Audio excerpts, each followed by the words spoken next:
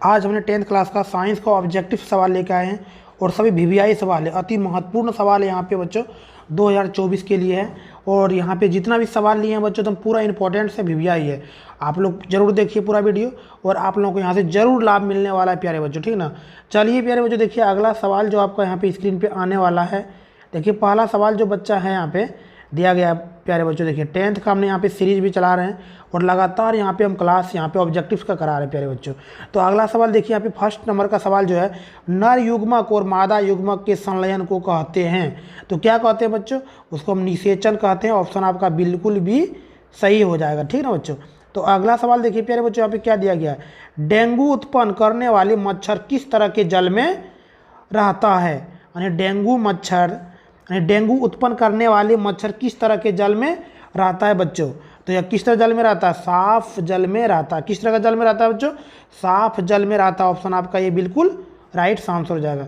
अगला सवाल देखिए प्यारे बच्चों यहाँ पे, निम्नलिखित में से कौन लैंगिक जनन संचारित रोग है, बताओ।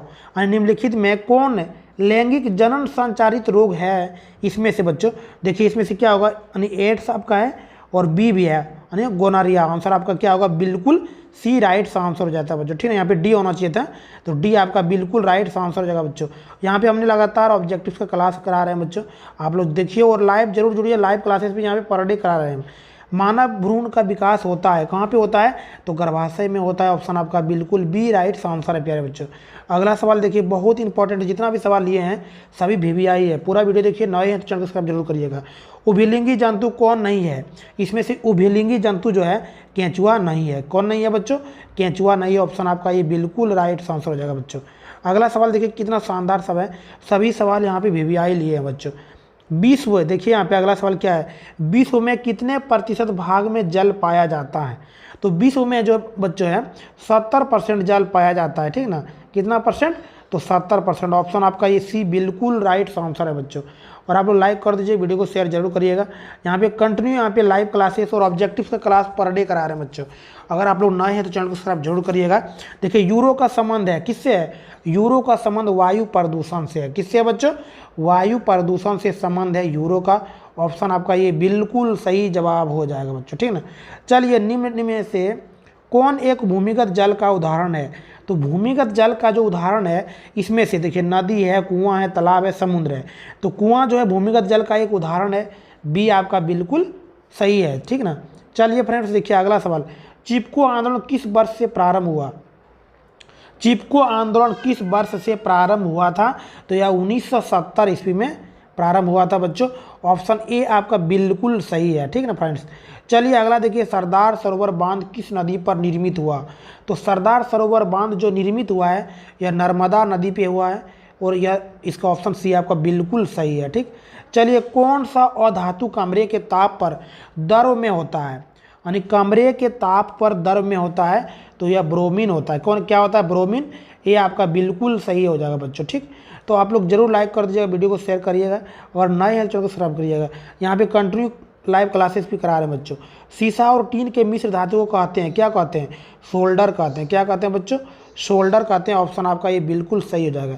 चलिए निम्नलिखित में से किसे चाकू से काटा जा सकता है।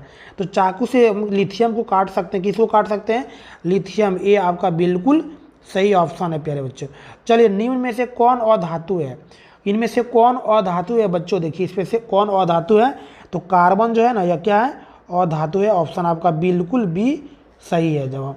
चलिए बच्चों अगला सवाल देखिए, कार्बन क्या है।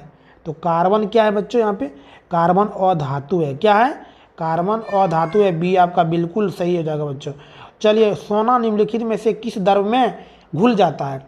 सोना निम्नलिखित में से किस द्रव में घुल जाता है बच्चों, तो यह अल्मराज में घुल जाता है। ऑप्शन ए आपका बिल्कुल सही हो जाएगा।